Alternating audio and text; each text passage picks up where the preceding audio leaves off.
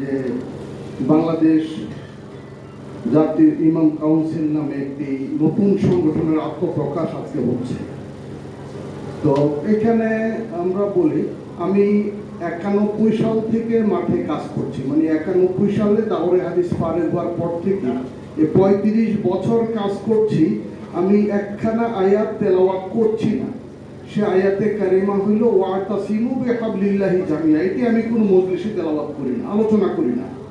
আবার আমি এটা মনে করি না যে সংগঠন বিভিন্ন হইলে এটি এই আয়াতের খেলাফত। যত কলেজ হবে, স্কুল হবে, মাদ্রাসা হবে, ইউনিভার্সিটি হবে, যত প্রতিষ্ঠান হবে, প্রত্যেকটারই কাজ আলাদা আলাদা এবং একই কাজ অনেকেই করবেন এবং সেটি বিভিন্নভাবে হতে পারে। মানে প্রতিষ্ঠান আলাদা হলো মানে ঐক্য বিনষ্ট হলো, বিভাজন হলো, তা কিন্তু নয়। আমাদের বাংলাদেশে হাটহাজারী, পটিয়া, সাসিনা, সরমনাই, কওমি, আলিয়া, এর মধ্যে কোনো বিভাজন নাই। সবাই একই সিলেবাস পড়াচ্ছেন, একই কিতাব পড়াচ্ছেন, যে যার মতো কাজ করছেন। কিন্তু আমাদের দরকার হলো ইমামত। এখন ইমামতের জন্য পরীক্ষা, ইব্রাহিম আলাইহিস সালাম পরীক্ষা দিয়ে পাশ করলেন, আল্লাহ রাব্বুল আলামিন বললেন আমি আপনাকে ইমাম বানালাম মানুষের জন্য, মসজিদের না। তো তিনি বললেন আমি যুররিয়াতি, যে আমার পরবর্তী যারা উত্তরসূরি হবে তাদের কি খবর। আল্লাহ বললেন লা ইয়ানালু আহদি যালিমিন, জালিমরা কিন্তু এই অধিকার পাবে না, এই পদবি পাবে না।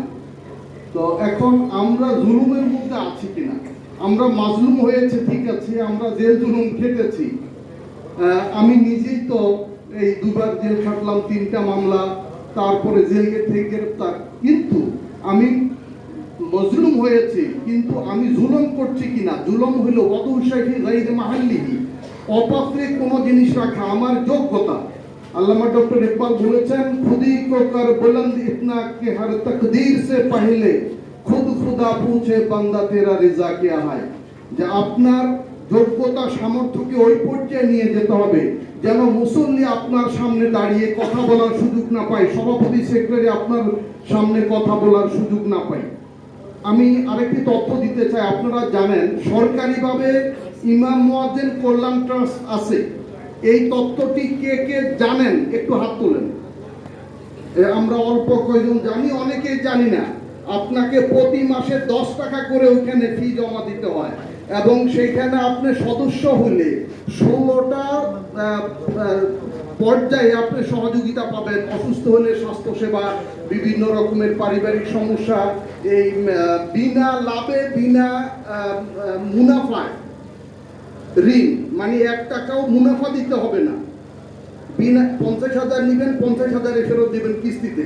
অফিস খরচটাও দেওয়া লাগবে না, কাগজ কলমের খরচও দেওয়া লাগবে না। এই ঋণের ব্যবস্থা আছে, কিন্তু আমরা জানি না। আমরা দুনিয়া থেকে আলাদা, আমরা মসজিদের মধ্যে আছি, মাদ্রাসার মধ্যে আছি। সুতরাং আমাদের আরো সচেতন হতে হবে। আরেকটা তথ্য বলি, চাকরির ইমামতির জন্য হাইকোর্ট, ঢাকা রেসিডেন্সিয়াল মডেল কলেজের ইমাম খতিব মাওলানা মহিউদ্দিন, উনি এক মাদ্রাসায় শিক্ষকতা করতেন, সরকারি মাদ্রাসায়। উনাকে এই কলেজের প্রিন্সিপাল ইমামতি থেকে বাদ দিয়ে দিল। উনি হাইকোর্টে মামলা করে সেই ইমামতি টিকিয়ে রেখেছেন। আমরা পিছপা হব না, সামর্থ্য যোগ্যতা থাকলে আমরা এগুলো করতে পারবো। এরপরে হলো আপনার এই সমাজে দায়িত্ব আমরা পালন করছি কি? আমরা সমাজের ইমাম তো হতে পারিনি। সমাজের ইমাম হতে হলে আমাকে মেম্বার, চেয়ারম্যান, এমপি এদের সাথে যোগাযোগ রেখে কাজ করতে হবে, এদের আগে কাজ করতে হবে। কেউ বিপদে পড়লে মেম্বার সাহেবের আগে আপনাকে যেতে হবে। এলাকার ওসি, ডিসি, এসপি ওদের সাথে আপনার প্রতি সপ্তাহে যোগাযোগ থাকবে, ওদের সকলের ফোন নম্বর থাকবে। এলাকার সাংবাদিক দায়িত্বশীল যারা আছে সকলের সাথে আপনার সমান যোগাযোগ থাকবে। আপনি রুগী নিয়ে হাসপাতালে যাবেন, আমরা কয়দিন গিয়েছি। তো সুতরাং আমি এই সর্বশেষ যে কথাটি বলবো, মসজিদ ব্যবস্থাপনা নীতিমালা আছে, এটা আমরা অনেকেই জানি না, অনেকে দেখি নাই। এটি 2001 সালে এটি হয়েছে, মসজিদ ব্যবস্থাপনা নীতিমালা, সরকারি গেজেট। সেইখানে স্কেলও দেওয়া আছে এবং সেই স্কেলে বিভিন্ন সরকারি পর্যায়ে ইমামরা কিন্তু এখন বেতনও পাচ্ছেন। তো আমাদের এই তরিকা মতো আগাতে হবে। আর আগানোর জন্য দরকার সাংগঠনিক প্রক্রিয়া এবং সংগঠন। আপনি চাইলে আপনার এলাকায় আরো করেন, তবে একে অন্যের বিরোধিতা নয়, সহযোগিতা করব। তবেই আমাদের ভবিষ্যৎ প্রজন্ম প্রকৃত ইমামতের দায়িত্ব পালন করতে পারবে।